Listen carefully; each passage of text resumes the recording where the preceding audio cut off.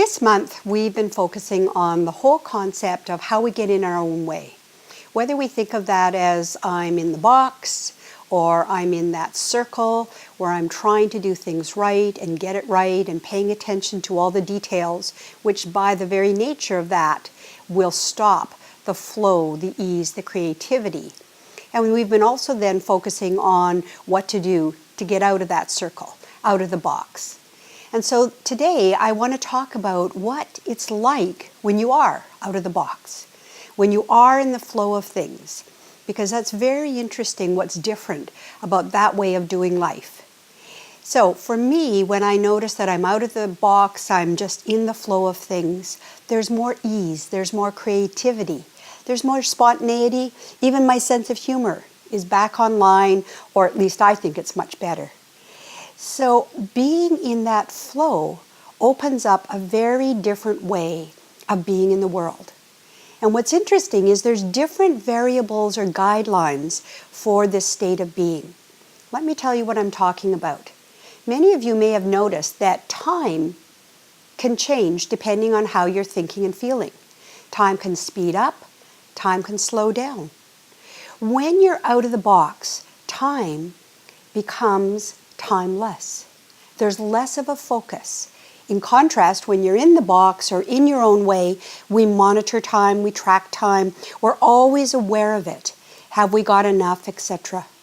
So outside of the box, there's a sense of timelessness. Another variable that's different is trust. Now, a lot of clients have come to me over the years wanting to address this issue, wanting to be more trusting. And usually their focus is on the other person or the situation. And they're very aware of why it's hard to trust. And they would like things outside of themselves to change so that they could feel trusting. And the truth is, that's backwards. The truth is, when we're outside of the box and not in our own way, we innately are trusting. We're open. Our heart is more open. And that's one of the beautiful things about being outside of the box, is there's more open-heartedness. There's more willingness to be, to give people the benefit of the doubt. More goodwill, if you like. So as we open our heart, it's easy to trust. And people discover that trusting is really an inside job. It's what we're doing on the inside, not what the externals are all about. I remember a situation talking about trusting and how comfortable we are when we trust and open our heart.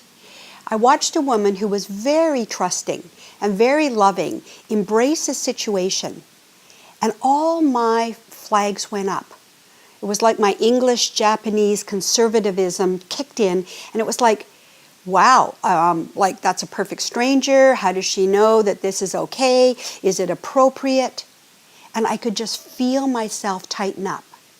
I was hitting a boundary, a limit on how open, how trusting I was comfortable being. And in fact, it was how open and comfortable I was even with others showing up more open and trusting. So that takes us into this very interesting area of what limits do we place on ourselves even when we're out of the box. Dr. Gay Hendricks has written a great book called The Big Leap. And I've referenced it before, but I want to bring it back to the focus here because he's really done a fabulous job of identifying a phenomena called upper limiting. That we, in fact, will set limits on ourselves even when we're doing well. And so rather than it being an unusual phenomena, his perspective is that we're always going to bump into upper limits and that they're an invitation to opening up more. All right, so let's take a look at where do upper limits come from. His perspective is that they're going to come generally from childhood. So that conservative Japanese English background that I have is going to have set some things in place. They can also come from a significant experience where we felt criticized, judged, made wrong, and it significantly impacted our comfort in being open, in being free, in being spontaneous. And the third thing he says that sometimes upper limiting patterns come from an overall perspective that you shouldn't shine too brightly. You should mute yourself down, and that will allow others to shine more and feel better. So those are the general three.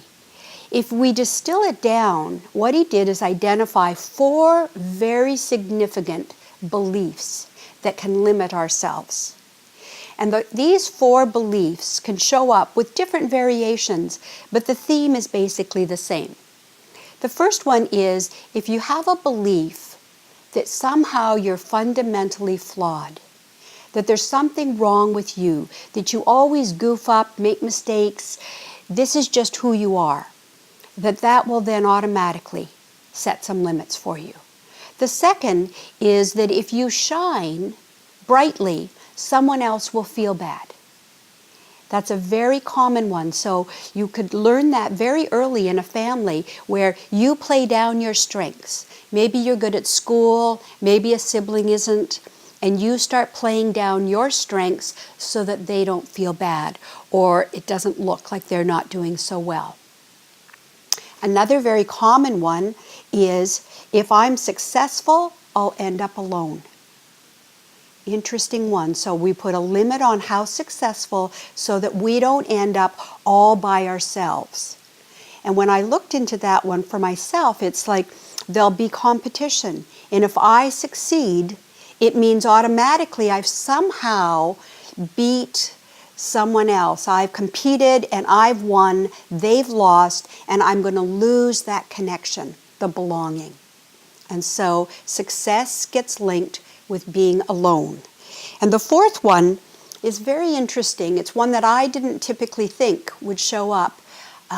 But the belief is if I am successful, or my success will be a burden to someone else. And how that one unfolds is if you think about, for example, a sibling or a person or maybe yourself, and you had some talents. And maybe it was in music or maybe it was in sport. And so the family resources, the money, the time, gets funneled towards supporting your talent, your skill, whatever it is.